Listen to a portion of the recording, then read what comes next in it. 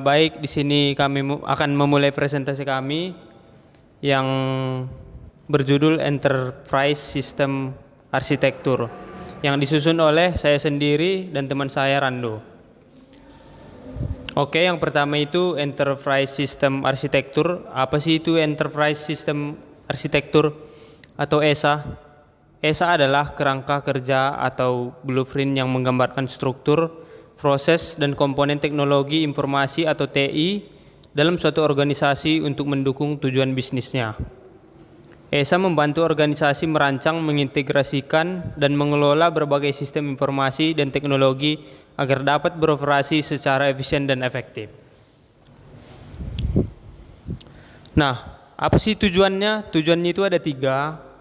Yang pertama itu meningkatkan efisiensi operasional, yang kedua mendukung pengambilan keputusan berbasis data, dan yang ketiga itu mengintegrasikan berbagai proses dan departemen dalam organisasi. Selanjutnya elemen utama di sini ada 2. Yang pertama itu struktur teknologi, mengatur bagaimana hardware, software, jaringan, dan database digunakan untuk mendukung operasi bisnis. Yang kedua itu ada komponen sistem, modul-modul aplikasi seperti ERP atau biasa kita kenal dengan Enterprise Resource Planning, CRM, Customer Relationship Management, dan SCM atau Supply Chain Management. Oke, selanjutnya akan dilanjutkan teman saya.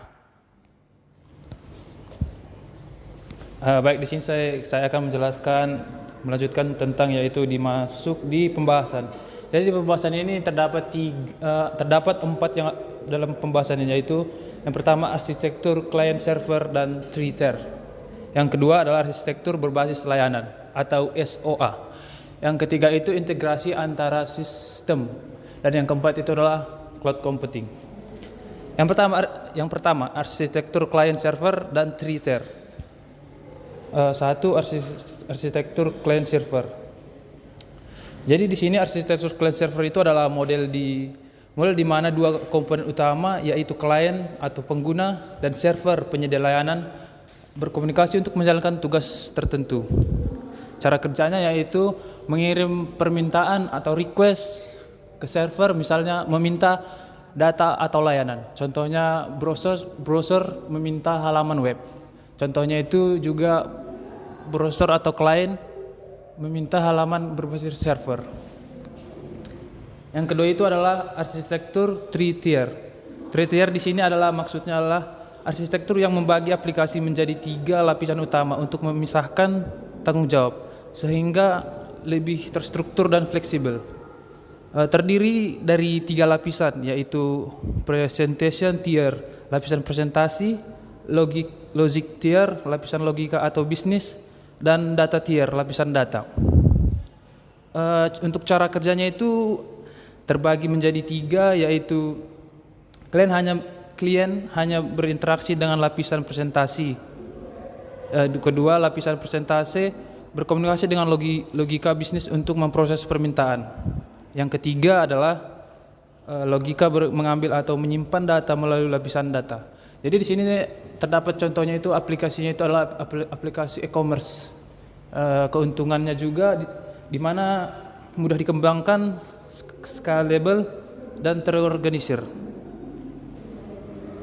Selanjutnya akan dilanjutkan dengan teman saya.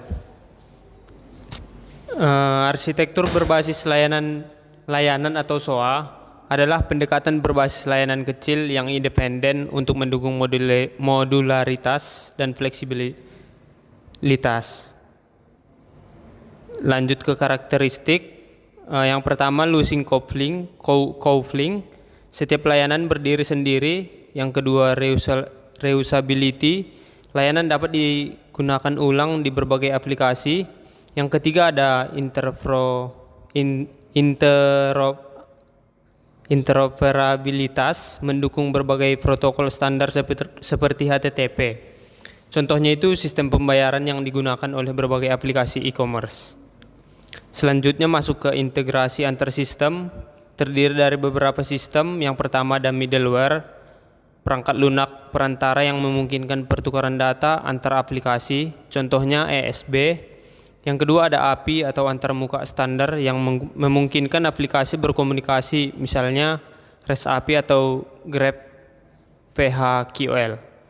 Yang selanjutnya ada web service, layanan berbasis web yang memungkinkan integrasi antar sistem melalui protokol seperti SOAP atau REST. Selanjutnya masuk ke cloud computing atau teknologi yang menyediakan layanan komputasi melalui internet. Modelnya itu ada 3. Yang pertama itu IaaS, penyedia infrastruktur seperti server, contohnya AWS EC2. Yang selanjutnya ada PaaS, platform untuk mengembangkan aplikasi. Yang ketiga ada SaaS, aplikasi siap pakai berbasis cloud, contohnya Google Workspace. Yang selanjutnya masuk kepada keunggulannya itu fleksibel, hemat biaya, dan mudah diskalakan. Selanjutnya masuk ke edge computing, memproses data di dekat sumbernya untuk mengurangi latensi. Keuntungannya itu responnya lebih cepat karena data tidak perlu dikirim ke server pusat. Yang selanjutnya hemat bandwidth karena hanya data penting yang dikirim ke cloud-nya. Contohnya itu seperti sensor IoT untuk pengawasan real time di pabrik atau kendaraan. Nah, kesimpulannya di sini client server dan 3-tier menjadi dasar arsitektur sistem enterprise. Yang selanjutnya SOA mendukung fleksibilitas dan efisiensi integrasi. Yang selanjutnya middleware, API, dan web service mempermudah koneksi antar sistem. Yang selanjutnya teknologi cloud dan edge computing memberikan solusi modern untuk kebutuhan dinamis. Baik, sekian dari presentasi dari kelompok kami. Terima kasih.